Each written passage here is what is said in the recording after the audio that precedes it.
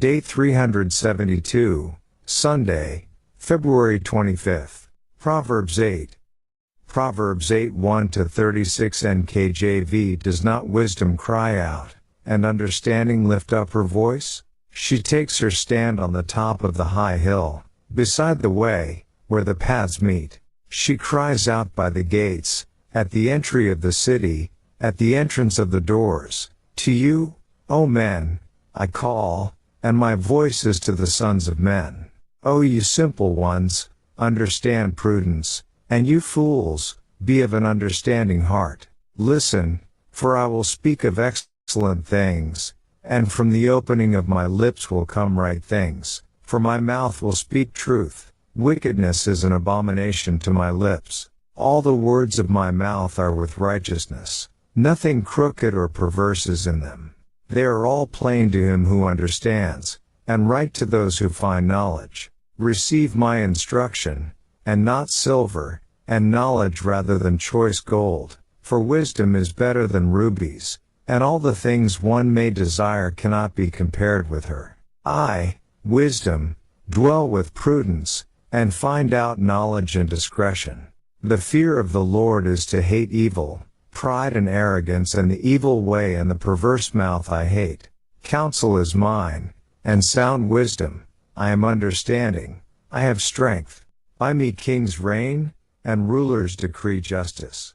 By me princes rule, and nobles, all the judges of the earth. I love those who love me, and those who seek me diligently will find me. Riches and honor are with me, enduring riches and righteousness. My fruit is better than gold, yes, than fine gold, and my revenue than choice silver. I traverse the way of righteousness, in the midst of the paths of justice, that I may cause those who love me to inherit wealth, that I may fill their treasuries. The Lord possessed me at the beginning of his way, before his works of old. I have been established from everlasting, from the beginning, before there was ever an earth. When there were no depths I was brought forth, when there were no fountains abounding with water. Before the mountains were settled, before the hills, I was brought forth, while as yet he had not made the earth or the fields, or the primal dust of the world. When he prepared the heavens, I was there, when he drew a circle on the face of the deep, when he established the clouds above, when he strengthened the fountains of the deep, when he assigned to the sea its limit, so that the waters would not transgress his command, when he marked out the foundations of the earth. Then I was beside him as a master craftsman, and I was daily his delight, rejoicing always before him, rejoicing in his inhabited world, and my delight was with the sons of men. Now therefore, listen to me, my children, for blessed are those who keep my ways. Hear instruction and be wise, and do not disdain it. Blessed is the man who listens to me, watching daily at my gates, waiting at the posts of my doors. For whoever finds me finds life, and obtains favor from the Lord. But he who sins against me wrongs his own soul. All those who hate me love death. Daily Deep Dive. The UCG reading plan states, Chapter 8 is the second appeal of wisdom in the prologue, following Proverbs 1:20-33, in the form of a hymn extolling its value and importance. Recall that the adulteress was loud and outside, at times in the open square, lurking in every corner, Proverbs 7:12, to waylay the simple. Wisdom is also to be found crying out all over town and wherever people might be found. But what she speaks is right, verses 8-9. And what she offers is priceless blessings far greater than any physical possessions or pleasures, verses 10-11, 18-21. Compare Proverbs 3:14-15. She may seem undignified in hawking her wares everywhere, so to speak, but the point is that wisdom is not restricted to the higher echelons of society. She is available for everyone who will love her and seek her. Of course, wisdom is also vital for rulers. It is wisdom, skill in how to live and behave, that enables proper governance. Proverbs 8:15-16. Solomon understood this when he asked God for wisdom to rightly govern the nation of Israel. We must not only love what God loves but also hate what he hates. Verse 13. God himself made use of his own wisdom in creation. Proverbs 8:22-31. Compare Proverbs 3:19-20. The personification of wisdom here has led some to believe that the pre-incarnate Jesus Christ is the one speaking as wisdom in these verses.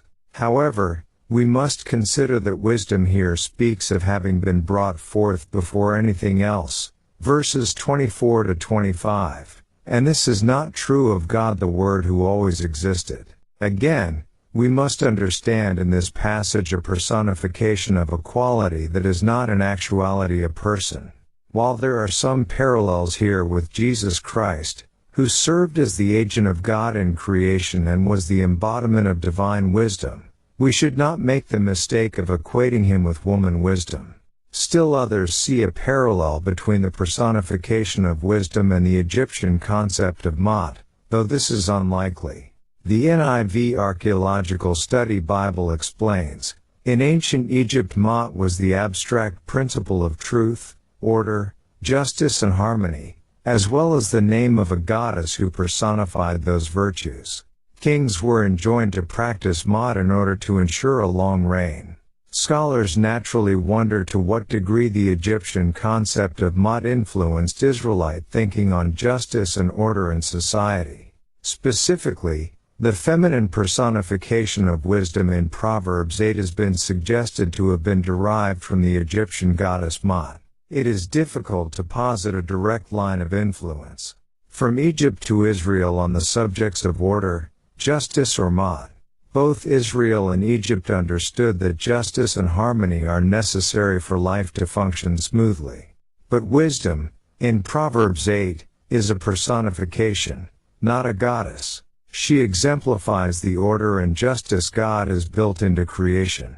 Lady Wisdom appears elsewhere in Proverbs. For example, in Proverbs 1:20-33 she calls upon people to heed her teachings and so to find life. The embodiment of wisdom as a lady who invites people to follow her is a distinctively Israelite idea, with no analogy in Egyptian teaching. Mot and Lady Wisdom. Sidebar on Proverbs 8. p. 971. Wisdom's direct appeal here ends with the assurance of life and blessings to those who find and heed her, and death to those who reject her. Verses 32-36. End. Verse 12. Adam Clarke's commentary states, prudence is defined, wisdom applied to practice, so wherever true wisdom is, it will lead to action, and its activity will be always in reference to the accomplishment of the best ends by the use of the most appropriate means. End. Verse 13. The fear of the Lord is a big topic worth deep consideration. Here we are told that hating evil and fear of the Lord go hand in hand.